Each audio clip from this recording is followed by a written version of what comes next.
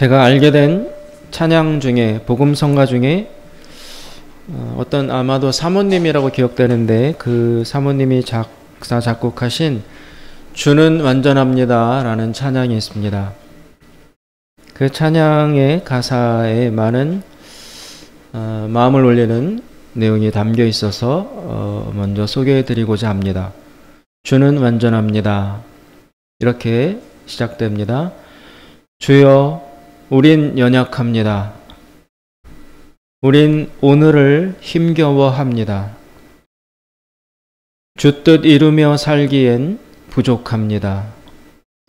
우린 연약합니다. 주여, 우린 넘어집니다. 오늘 하루 또 실수합니다. 주의 긍휼을 구하는 죄인입니다. 우린 주만 바라봅니다. 천국에 가면 3번 놀란다고 합니다.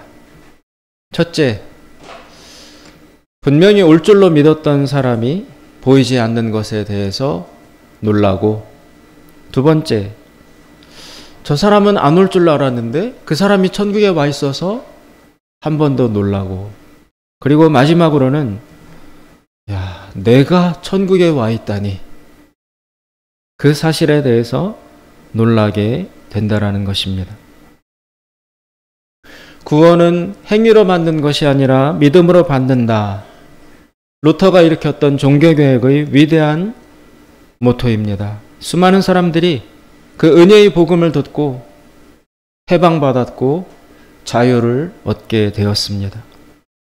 나의 삶으로, 나의 행위와 능력으로 하나님을 만족시켜 드려야 된다라는 그 무거운 두려움에 시달리다가, 하나님은 나의 부족함을 아시고 값없이 용서해 주시는 은혜와 자비가 충만하신 분이라는 것을 다시 깨닫고 영원히 거듭나 구원의 감격을 누리게 된다는 것입니다. 이때 구원을 얻게 하는 그 믿음이라는 것은 과연 무엇일까요? 어떤 사람이 믿음을 가질 수 있을까요? 한때 우리 한국교회에 유행했던 믿습니다. 그렇게 믿는다는 말을 강하게 이에다 힘을 꽉 쥐고 그렇게 말하면 과연 우리 속의 믿음이 강해지고 풍부해지고 그렇게 되는 것일까요? 아니면 약하게 나는 믿습니다 라고 힘없이 고백하면 그 믿음의 강도도 약해지는 것일까요? 차라리 그렇게 세게 말을 하고 크게 말을 하면 믿음이 좋아진다, 깊어진다, 커진다 라고 하면 차라리 쉬울 것 같습니다. 그렇지만 믿음이란 것이 과연 어떤 것이고, 큰 믿음, 훌륭한 믿음, 하나님을 감동시키는 믿음, 구원받기 합당한 믿음이 진정으로 무엇인지에 대해서는 참 쉬운 일이 아니라고 할 수 있습니다. 여러 가지 믿음의 정의가 있을 수 있지만 오늘은 믿음이란 신뢰라고 한번 정의를 내려보고 싶습니다. 믿음은 신뢰하는 것이다. 의지하는 것이다. 그럴 때에 누가 하나님을 신뢰하게 되는가? 어떤 사람이 하나님을 의지하게 되는가? 바로 자기 자신을 신뢰할 수 없는 사람이, 그런 사람만이 하나님을 신뢰하게 될 수밖에 없습니다. 나 자신에게 믿을 것이 많은 사람은 자신을 믿지 보이지 않는 하나님을 믿을 수 있겠어요? 눈에 보이는 의지할 수 있고 신뢰할 수 있는 것이 많은 사람은 그런 것을 다 뒤로 제치고 보이지 않는 하나님을 더 의지하기가 어려운 것입니다. 그래서 마태복음에 나오는 산상수훈에서는 제일 첫 번 나오는 말씀이 가난한 마음을 가진 사람이 복이 있다. 그 가난한 마음을 가진 사람은 하나님을 신뢰할 수밖에 없기 때문에 그러합니다. 난 하나님밖에 없다.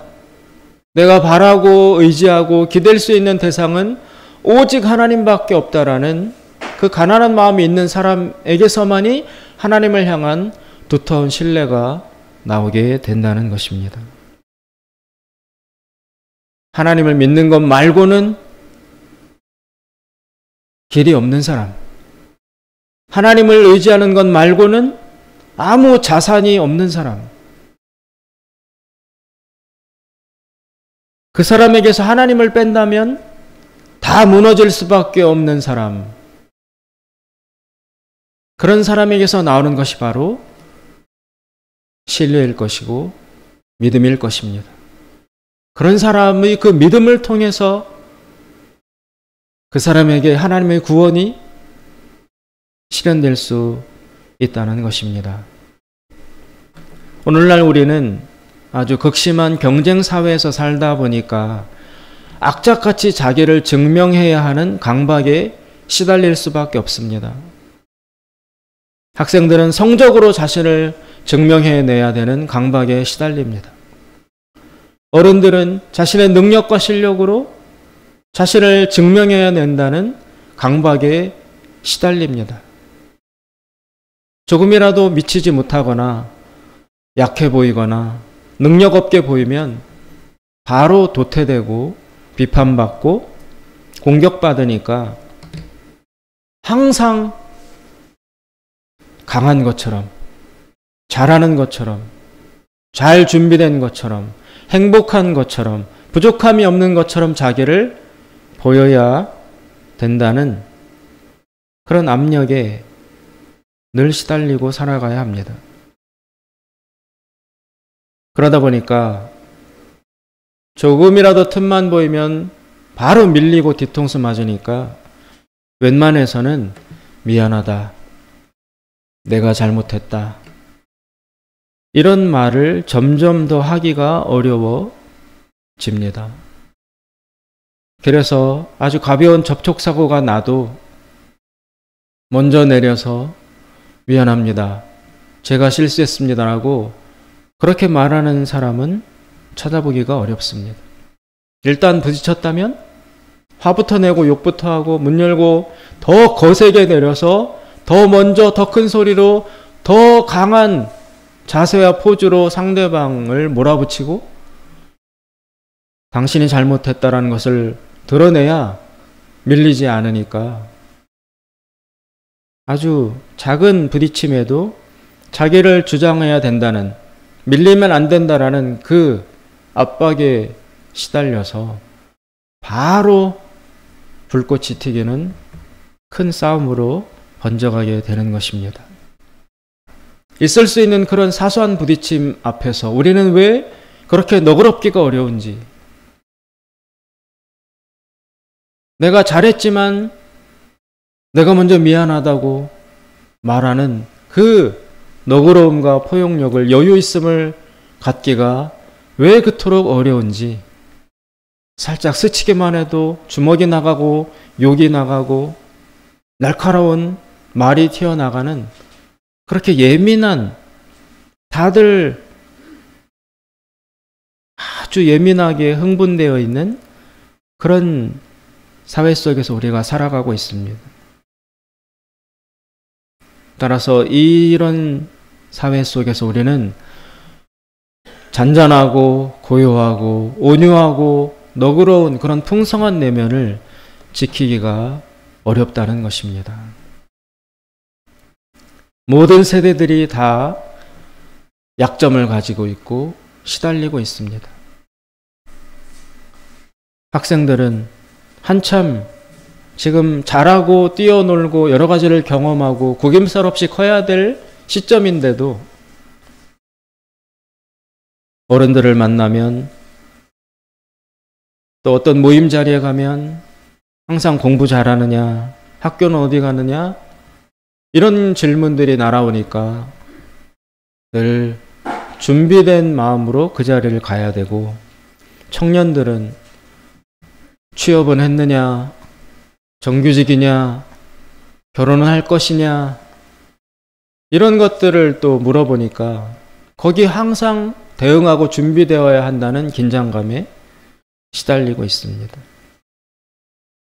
어른들은 이 살벌한 생존 경쟁에서 도태되지 않기 위해서, 가정을 지키기 위해서, 직장을 잃지 않기 위해서, 승진에서 밀려나지 않기 위해서, 또 모든 것을 쏟아붓는 극도의 흥분되고 긴장된 상태로, 여유 없는 상태로 살아가고 있습니다. 그래서 부딪히면 폭발입니다. 부딪히면 싸움입니다. 가정 안에서도, 작은 모임 안에서도, 공동체 안에서도 이렇게 참 긴장 가득하고 쉼이 없는 이런 사회를 살고 있는 것이 우리의 현실입니다. 오늘 본문 말씀을 보시면 레위라는 사람이 나오고 있습니다. 레위. 14절에 보시면 또 지나가시다가 알페오의 아들 레위가 세관에 앉아 있는 것을 보시고, 잘 아시는 것처럼 이 레위는 바로 세리라는 직업을 가지고 있었습니다. 세리는 오늘날의 어떤 세무 공무원에 해당되겠죠. 근데 다른 복음서들을 통해서 이미 들어보신 것처럼 예수님 당시의 세리라는 직업은 굉장히 경멸받는 사람들이었죠. 왜냐하면 로마의 식민지 상태에 있었기 때문에 당시에 세리가 된다는 것은 로마에게 빌붙어서 자신들의 동족인 유대인들로부터 악착같이 세금을 뜯어내는 그런 매국노 역할을 할 수밖에 없었기 때문에 사람들로부터 비판을 받고 또 손가락질을 받는 그런 사람들이었습니다. 그래서 이들은 사회로부터 고립되어 있었고 사람들로부터 늘 비판받아 왔었습니다. 그러니까 그들의 내면은 항상 긴장되어 있을 수밖에 없었을 것입니다. 그런데 한편으로 보면 이런 생각을 할 수 있습니다. 그 당시에 오죽했으면 세리가 되었겠는가. 얼마나 살기 어려웠으면 다들 손가락질하고 다들 매국노라고 인간 축에도 못 든다고 경멸하는 그 세리라는 사람 직업을 갖겠다라고 이들은 뛰어들었을까요? 이만저만한 곤궁하고 어려운 형편에 있지 않았더라면 이들은 세리가 될 생각을 하지 않았을 것입니다. 너무 힘드니까, 살 길이 없으니까, 그래, 나도 싫지만 사람들도 다 손가락질 하지만 그 길밖에 없다. 내가 살 수 있는 길은. 그런 여러 가지 삶의 형편 속에서 세리가 되겠다는 결심을 했었을 것입니다. 그래서 세리가 된 이후로 이들은 일평생 남들로부터 비난과 비판을 받으며 하루하루를 살아야 했습니다. 아무도 자기 공동체와 소속과 모임에 끼워주지 않았습니다. 동창회에서도 쫓겨나고 개 모임에서도 다 쫓겨나고 가족 집안의 모임에서도 족보에서 파고 나가라고 하고 어딜 가도 이들을 환영해주고 이들을 받아주는 공동체는 없었습니다. 저 나쁜 놈, 저 더러운 놈, 흡혈귀, 오죽하면 세리가 되냐? 동족들 피를 빨아먹는 저 거머리 같은 것들, 이런 식으로 비난과 비판을 받았기에 친구도 없고 소속을 가질 수가 없었어요. 그러다 보니까 이들은 그런 말로 들려오지 않아도 사람들의 눈초리와 시선과 그 속에 담겨있는 비난을 익히 잘 알고 느끼기 때문에 항상 그 비난과 비판에 맞서서 자기가 옳다는 것을, 내가 오죽하면 이 일을 하겠느냐, 자기가 그런 선택을 할 수밖에 없었던 자기 자신의 사정을 변호하느라고 누가 시키지 않아도 자기 정당성을 주장해야 된다라는 그 강박에 늘 시달리며 살았을 것입니다. 비난이 심하니까 거기에 비례해서 내가 옳다, 그럴 수밖에 없었다라는 자기 정당성을 주장하려 하는 자기 집착과 완고함이 함께 강해질 수밖에 없었을 것입니다. 그래서 시간이 지나면 지날수록 착했던 사람도 계속 비판과 비난과 손가락질에 시달리다 보면 착했던 사람도 점점 강팍하고 완강하고 완고한 그런 외골수가 될 수밖에 없었을 것입니다. 좀 모간하고 문제가 있는 사람도 옆에서 칭찬해주고 받아주고 인정해주고 용서해주고 이런 너그러움이라는 대접을 늘 받는다면 이 사람의 그 딱딱하고 뾰족뾰족한 마음도 부드러워져서 좀 온유한 사람으로 변해갈 텐데, 또 정반대로 처음에는 착하고 순수했던 사람도 계속 욕먹고 계속 손가락질 받고 계속 비판받고 하면 처음 착했던 사람도 그런 거에 계속 노출되다 보면 자기를 지켜야 되니까 이 사람도 역시 딱딱해지고 날카로운 사람이 될 수밖에 없을 것입니다. 그래서 이 세리라는 사람들은 처음은 안 그랬지만 너무 고립되다 보니까 나중에는 그 스스로 자신 자체가 외골수가 될 수밖에 없었던 거예요. 이제는 어딜 가도 어울리지 못하는 사람이 되었어요. 계속 고립돼 있었으니까. 어디를 가도 부드럽게 말할 줄 모르는 사람이 될 수밖에 없었어요. 한 번도 친절한 말을 들어본 적이 없으니까, 항상 욕만 들었으니까 나도 그걸 받아치다 보니까 내 속에 분노가 가득하고 그냥 평범한 말로 해도 될 거를 강한 말로 튀어나갈 수밖에 없는 그런 인격의 소유자로 자연스럽게 형성될 수밖에 없었을 것입니다. 그러다 보니까 이 세리들은 비타협적이고 극도로 자기중심적이고 완고하고 강팍한 인격을 가질 수밖에 없었을 것입니다. 그래서 자기의 죄를 방어하려 하다 보니까 겸손함과 온유함마저 잃어버리는 제2의 죄를 저지르기 쉽게 되었던 것입니다. 우리 사회에 이런 참 무서운 말이 있습니다. 나이 50이 넘으면 자기 얼굴에 책임을 져야 한다.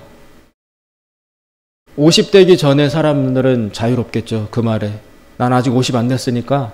근데 50이 넘고 난 이유는 이 말이 참 무서운 말로 다가오는 것을 느낄 수 있습니다. 내 얼굴에 책임을 져야 된다? 나는 과연 어떤 얼굴의 사람으로 지금 살아가고 있는가?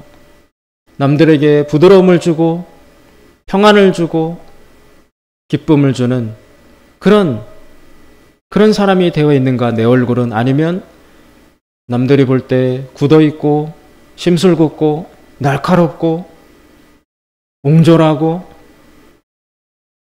이런 사람의 얼굴이 되어 있는가? 내가 내 얼굴을 봐서는 잘 모르겠죠. 남들이 내 얼굴을 어떻게 바라보고 있을까? 그 생각을 하면 참 두렵습니다. 나이가 들수록 참 멋있어지고 따뜻해지고 너그러워지고 그런 사람이 되어가야 할 텐데 과연 나는 그러고 있는가? 우리의 살아온 삶이 그대로 반영될 수밖에 없기 때문에 속일 수도 없고 숨길 수도 없습니다. 그래서 더 두렵습니다. 나이 드는 것도 힘든데 얼굴도 책임져야 되니? 그리고 내 얼굴은 지금 잘 형성되어 가고 있는지? 그 질문 앞에 참 자신이 없을 수밖에 없습니다. 오늘 본문에 나오는 레위라는 이 사람, 아까 말씀드린 것처럼 일평생 자기에게 주어지는 비난과 비판에서 자기를 방어하려다가 제2의 강팍함에 빠지기 쉬운 그런 사람이었을 텐데 누가 말만 걸어도 막 화를 내고 폭력을 행사하는 그런 사람으로 형성될 수밖에 없었을 텐데, 그런데 오늘 본문에 보니까 이 사람이 예수님의 부르심에 그대로 순종하는 것을 볼 수 있습니다. 14절에 보시니까 또 지나가시다가 알페의 아들 레위가 세관에 앉아 있는 것을 보시고 그에게 이르시되 나를 따르라 하시니 일어나 따르니라.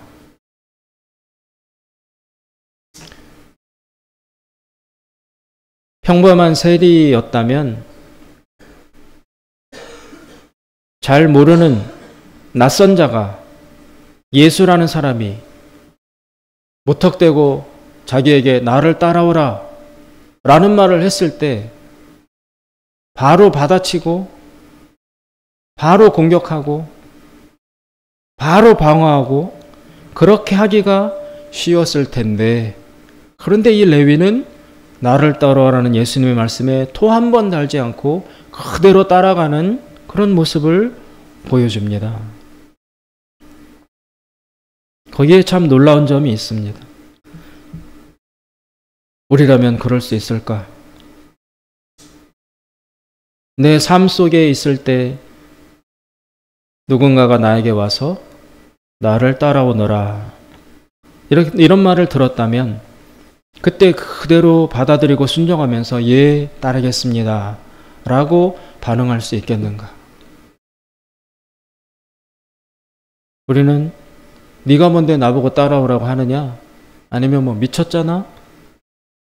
이런 식으로 말도 안 된다라고 방어하기가 쉬울 것입니다. 그런데 이 레위는 갑작스러운 예수님의 부르심임에도 불구하고 그대로 따르고 순종하고 있습니다.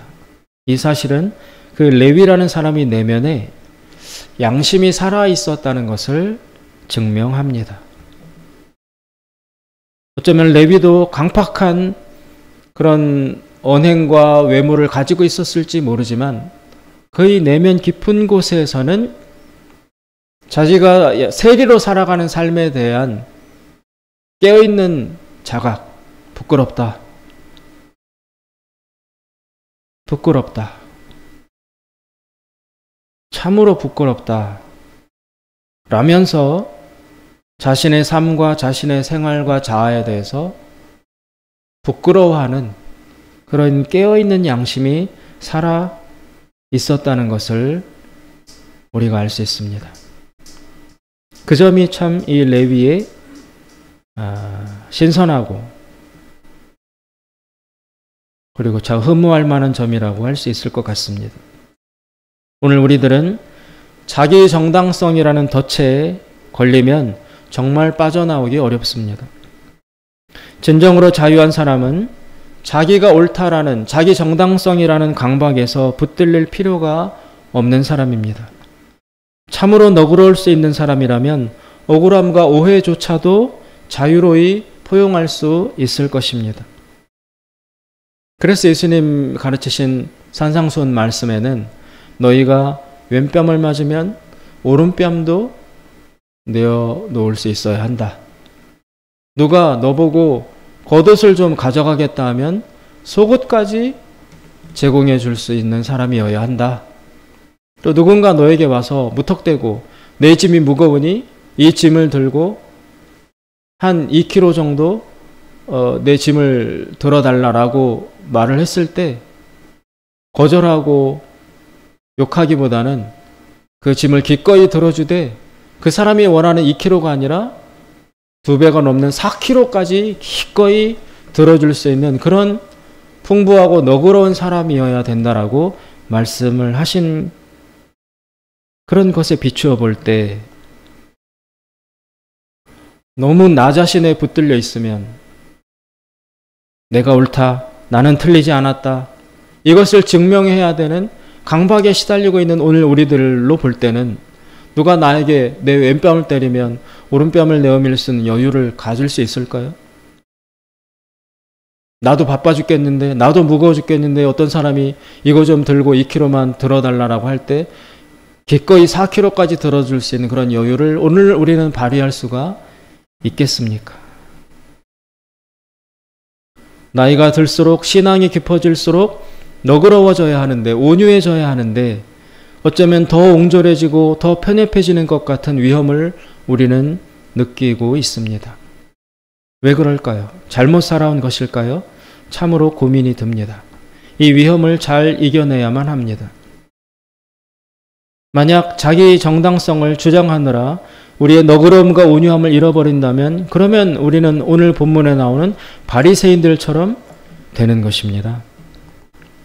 바리새인들은 어떻게 말했습니까? 16절에 보시니까 바리새인의 서기관들이 예수께서 죄인 및 세리들과 함께 잡수시는 것을 보고 그의 제자들에게 이르되 어찌하여 저런 세리 및 죄인들과 함께 먹는가?